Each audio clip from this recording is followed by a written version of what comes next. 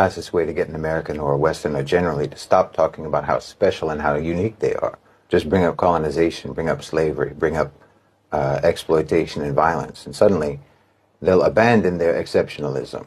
You know, they'll say, "Oh, everybody did that." Suddenly, they're not unique. When you talk about their crimes, then they're not unique. They want to make their evil banal. They want to pretend that every civilization acted the same way that they do, and that every civilization will always act the same way that they do. So they trivialize and minimize their evil as commonplace. And the irony is that then they say that the genuinely unique thing about them is their virtuousness and their respect for human rights and justice and fairness and all that. The same person who just shrugged off colonization, who just shrugged off slavery and violent subjugation. But of course, they've got it backwards. The violence and the domination and the cruelty are absolutely the most unique and the most distinguishing features of their so-called civilization.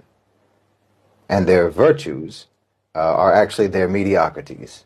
They haven't innovated or advanced in values or principles or ethics at all. They haven't improved in these fields whatsoever, certainly not upon previous civilizations. But in brutality and oppression and corruption, they really have excelled. That's where they truly stand out. It's important to actually point this out, because otherwise, if you do not understand, for instance, how distinctly perverse their version of slavery was, for example, or how cruel their version of colonialism was, how savage they've been in warfare, then you'll have a distorted understanding of all of these things as they occurred throughout history by other civilizations. Whenever you see the word slavery, you'll think it means the identical version of slavery that was practiced by the West. Or when you read about an empire expanding, you will assume that it was done with as much brutality as Western colonization. And you'll think that, for instance, carpet bombing of civilians, indiscriminate killing, wanton killing, is just standard practice. And nobody ever had actually rules of warfare that they followed. That's why when Iran retaliated against Israel, and they gave advanced warning and told them exactly where they were going to hit, and they carried it out casualty-free, a series of precision airstrikes, it seems strange to people. Because you're used to Western shock and awe, surprise attack, wanton killing, and catastrophic large-scale death and destruction. That's what you're used to, and you think that that's normal. A good example of how deceptive it is for the West to pretend that they're not unique in their barbarity is when I see people saying the Muslims colonized Africa the same way that the Western powers colonized Africa. That I get that a lot. I mean, really? Islam spread across North Africa and East Africa and West Africa largely through trade and interaction. And that led to the creation of powerful indigenous independent kingdoms, regional empires and dynasties, centers of learning and commerce, created by African Muslims for the benefit of Africans. One of the richest men in history was Mansa Musa, the ruler of the Empire of Mali, which included present-day Mali, Senegal, Gambia, Guinea, Nigeria, Chad, and Mauritania. Massive territory, almost equivalent to the continental United States in square kilometers. All organized by Africans and ruled by Africans. So which land under Western colonization did the colonizers make richer? And which colonized country was a sovereign empire ruled exclusively by the indigenous people? It's an absurd comparison. You have the Mali Empire, the Ghana Empire, the Songhai, the Bornu, the Fulani Empire, the Sultanate of Zanzibar. The spread of Islam created kings. Western colonization created slaves. When Islam spread in Africa, literacy spread, education spread, trade and commerce spread, prosperity spread, development spread. And again, this was all done by African Muslims, not by outsiders, not by colonizers, by the indigenous people. Contrast that with the British and the French and the Dutch and their colonization, and then still tell me that the Muslims were colonizers.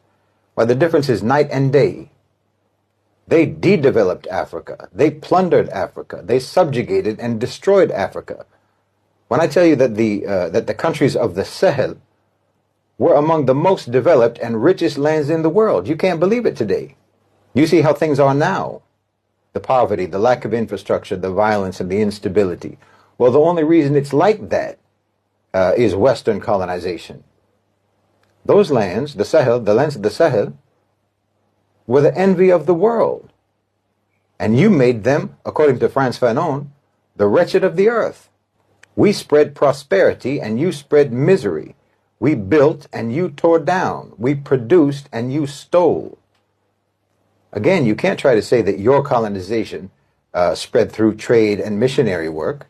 Again, that's what you're going to try and say. And that Islam also spread through trade and da'wah, which is like missionary work. And you can pretend that these are the same. That's because you're using trade, in your case, as a euphemism for plunder and theft. And the proof is in the poverty. Whereas in our case, it actually was trade, and the proof is in the prosperity. You call what you did missionary work, but it was coerced conversion, subjugation, and brainwashing to create compliant, self-loathing colonial subjects. Scholars of Islam and Sufis and traders traveled into Africa and interacted with the people and taught people, and people chose Islam. And then they built for themselves what they built for themselves. You know, you went there with a picture of a white Jesus who you told them was God, a God who very deliberately looked just like the man who was holding the picture and demanding their obedience. And then you wonder why we don't allow people to draw pictures of the prophets after what you all did with your Caucasian Jesus pictures all over Africa, just to make people worship you. No, when the Muslims went into Shalom. First and foremost, we give all praise, honor, glory to Yahweh, Bahashem, Yahweh Shah, Bahashem, Rakah HaKodash. Double honors to the apostles and elders, great millstone who rule well and taught me this truth. Peace, blessings, salutations, and mercies to the elect and the one-third remnant out there listening and doing this word with all faith and sincerity scattered amongst the nations and the four corners of the earth. To you I say shalom, Lord willing. This video is edifying, is going to be sent around. That what you see on the screen. And this guy, I'm not really sure who he is. I feel like I've seen him before, you know, doing one of these kind of like impactful monologues, you know. And he said a lot of facts in this, man. You know, here it is. America is supposed to be the leader of the free world, but it was built off slavery, right? Teaches morals and reasonability, nobility, and all this other shit, right? But peace, right? But here it is. It spreads violence, chaos, immorality, okay? All type of abominations, man. All right. And Americans don't even acknowledge they past, right? But they want to talk about a better future. All right. Talk about, you know, racism is dead and it ain't like it used to, like it used to be, but yet there's been no type of compensation or any type of attempt to right the wrong that's been done to so-called Negroes, Latinos, and Native Americans. But then they want to go around and point the finger around the world, man. Right? And these nations are, they see it. The world sees it. Okay? As the internet continues to take over, which it already has pretty much took over, as it continues to push out information, Esau continues to be exposed. All right, the self-proclaimed white man, he's exposed more and more day by day. Okay, and this is a clear example of it. He went in. Okay, and it's a lot of things that are happening in the earth that back him up. I mean, just look at the war in Ukraine. You can look at the looming war in Taiwan. You can look at the war in the Middle East. Okay, look at all the wars of the past. Okay, look at the different regime changes he's done. Okay, send out puppet governments and leaders infiltrating higher ranking positions in government. Okay, this man is an absolute demon. And it's almost like would you not have taken until you took everything, man? This guy, it's like almost he didn't have a limit to his wickedness, man. Okay. This is Micah 2. Woe to them that devise iniquity and work evil upon their beds. When the morning is light, they practice it because it is in the power of their hand. And this is Esau's whole MO. I mean, going back to, colonization, right? Slavery, transatlantic slave trade. Okay, and even up until this day, he's staying at it. Okay, coming with different ploys to get what he want. All right, he destroyed a whole city in Tennessee and in them Carolinas just for some lithium. And this is his own kingdom he did this in. Okay, so if he'll do it to his own, here it is. Esau prides himself off of being, the leader of the free world, right? But Jake's, the known slave class in America is still at the bottom of the totem pole, right? Ever since you've been more accepting of, Jake, it seemed like Jake got worse. So your acceptance is only at the demise of so-called Negroes, Latinos, and Native Americans, and any other, whoever is in your way, whoever is in your way. You run the same play every time, like nobody don't know. Verse 2, and they covet fields, and they take them by violence, and houses, and take them away. So they oppress a man and his house, even a man and his heritage. See? And that's what they do. They take everything from you, man. They take the land. You don't want to give up the land. After they try to buy it, then they throw, a hurricane or tornado your way. If that don't work, then they come up with some tax that you have to abide by. That's gonna make it hard for you to fucking survive on whatever piece of property or whatever they want. Right? He's not gonna stop until he gets it. All right. And then even if you do survive the whole thing, he's gonna make sure, right? You if you make it past upheaval after upheaval after upheaval, he's just gonna wait till you die. He's gonna do the same with your kids. Maybe put your kids in a precarious situation where they forced to sell the land and shit. See, Esau's a damn demon, man.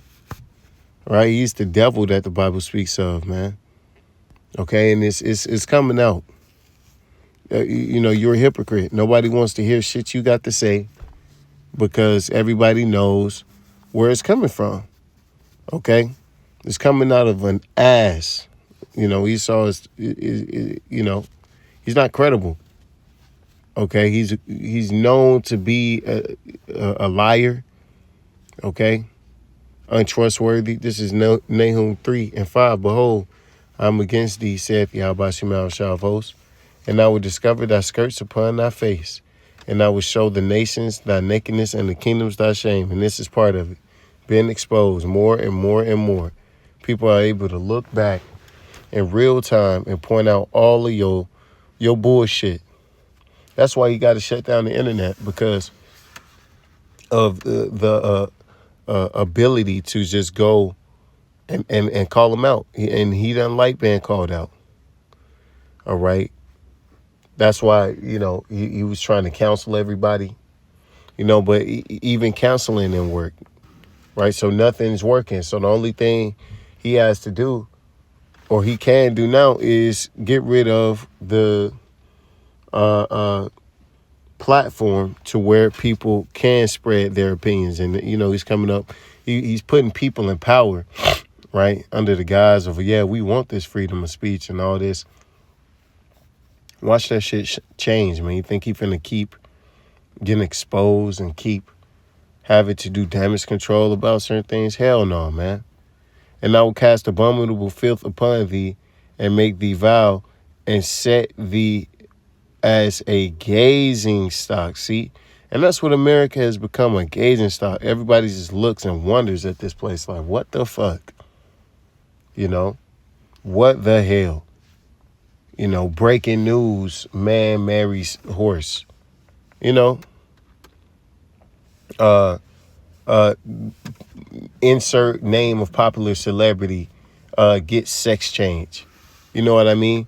You got idols like Sexy Red and fucking Cardi B, and then these just deplorable people that sit at the top and are highly renowned in this place, like Diddy, Jay-Z, and these different Elon Musk, and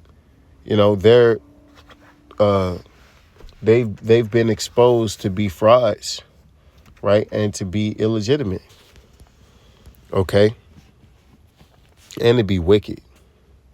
This is some wicked ass niggas doing wicked ass shit.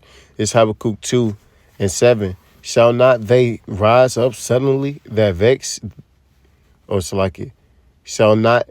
they not rise up suddenly that shall bite thee, and awake that shall vex thee, and thou shalt be for booties unto them, right? Just like everybody was a booty unto you, America's gonna become a booty unto these nations, man. They seem to have forgotten that the borders was open for so long.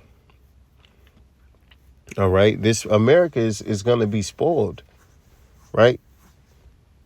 But it's gonna be burned.